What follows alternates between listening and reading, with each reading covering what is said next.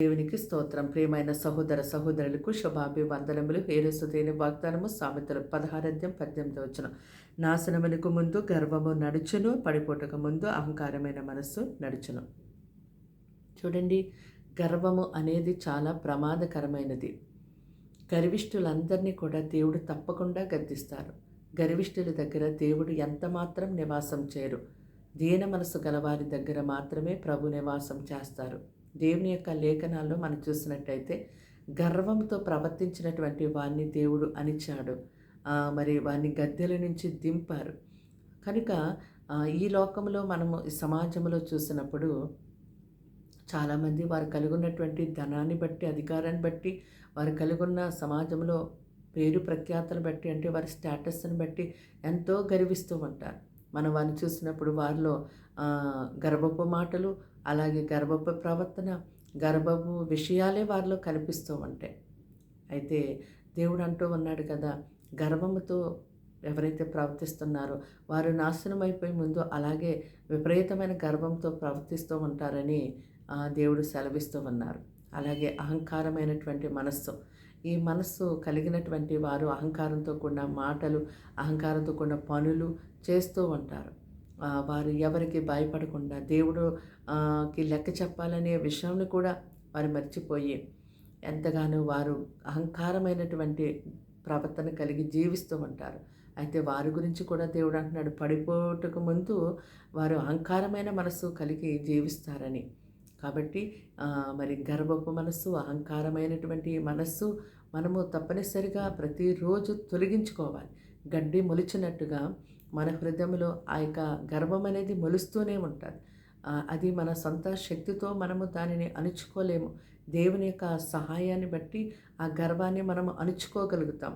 కాబట్టి ప్రతిరోజు ఆ గర్వాన్ని మనము దేవుని సన్నిధిలో మరి అణుచుకొని మన ముందుకు వెళ్తున్నప్పుడు దేవుడు మనకెంతో గొప్పగా తోడై ఉంటారు. మనకు కలిగి ఉన్నటువంటి దాన్ని పోగొట్టుకోకుండా, మనము నాశనం అయిపోకుండా ఉండగలుగుతాం.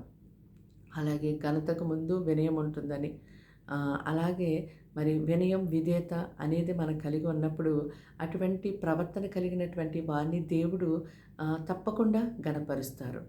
దేవుని యొక్క లేఖనాలలో దేవుడు ప్రతి ఒక్క విషయాన్ని మన జీవిత కాలం అంతా ఎలా బ్రతకాలి, ఎలా ప్రవర్తించాలి, ఎలా ఉండాలి, ఎలా మాట్లాడాలి, ఏం చేయాలి, ఏం చేయకూడదు, ప్రతి విషయాన్ని దేవుడు మనకు తెలియచేస్తున్నారు. కాబట్టే కీర్తనకారుడు అన్నాడు, దేవుని యొక్క వాక్యాన్ని మీరు దీవారాత్రములు ధ్యానించండి, అప్పుడు మీరు ధన్యులుగా ఎంచబడతారు అని. దేవుని యొక్క వాక్యం మనము ధ్యానిస్తూ ఉన్నప్పుడు ఎంతో జ్ఞానం కలిగి మనం జీవించగలుగుతాము. ఈ లోకమందు మరి ఎంతో మంచి ప్రవర్తన కలిగి ఉండగలుగుతాము. మనము దేవుని మహిమార్థమై జీవించగలుగుతాము. అలాగే సమాజానికి మేలుకరంగా మనకి కూడా నెమ్మది, సమాధానం కలిగి ఉండగలుగుతాం. కాబట్టి గర్వపు మనస్సు తీసివేయమని, ఆ గర్వాన్ని అణచమని ప్రతిరోజు ప్రార్థించండి. అహంకారమైన మనస్సును తీసివేసుకోనండి. అది ప్రభు ద్వారా మాత్రమే మనము వాటిని జయించగలుగుతాము. ప్రభు సహాయం లేకుండా మనము వాటిని జయించలేము. ఆటోమేటిక్గా అవి మనలో మలుస్తూనే ఉంటాయి. అవి మన ప్రవర్తనలో, మన మాటల్లో, మన క్రియల్లో అవి ఇతరులు గమనిస్తూనే ఉంటారు. వాటిని అణుచుకోకుండా మనం వాటిని ప్రకారం నడిచినప్పుడు మనము ఏ విషయంలో ఏ రీతిగా నాశనం అయిపోతామో తెలియదు. కాబట్టి దేవుని యొక్క కృపకు మాత్రమే మన పాత్రులుగా ఎంచబడి దేవుని మహిమార్థమై మనం జీవించేవారుగా ఉండాలి. ఇది దేవుని చిత్తం. ప్రార్థన. దేవానికి వందనములు, స్తోత్రాలు, స్తుతులు చెల్లిస్తాం తండ్రి. మాటలు వింటున్నాను బిడ్డల్ని రక్తంతో కడిగి ముట్టి పరిశుద్ధపరచని, పవిత్రపరచని, వారికి వారింటి వారికి అయ్యా తండ్రి రక్షణ కలిగించే తండ్రి. మాటలు వారి హృదయాల్లో మరి గొప్ప కార్యము జరుగునుగాక తండ్రి. నీ స్తోత్రములు అయ్యా, వారిని వారి పిల్లల్ని పోషించండి. శ్రమలో నుంచి, రోగము నుంచి, ఇబ్బందుల నుంచి, ఇరుకు నుంచి, సాతాను ఉరుల నుంచి వారిని ఇప్పుడే విడిపించండి నాయన. పరలోక పరిశుద్ధమైనటువంటి స్వస్థత, సమాధాన, విడుదల, విమోచన నీ ప్రజలకు మెండుగా దయచేయమని ప్రార్థిస్తున్నాను.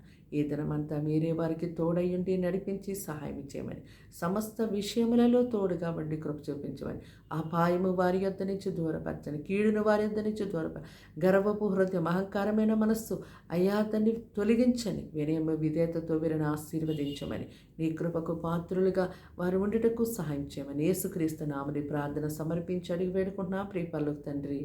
ఆమేన్.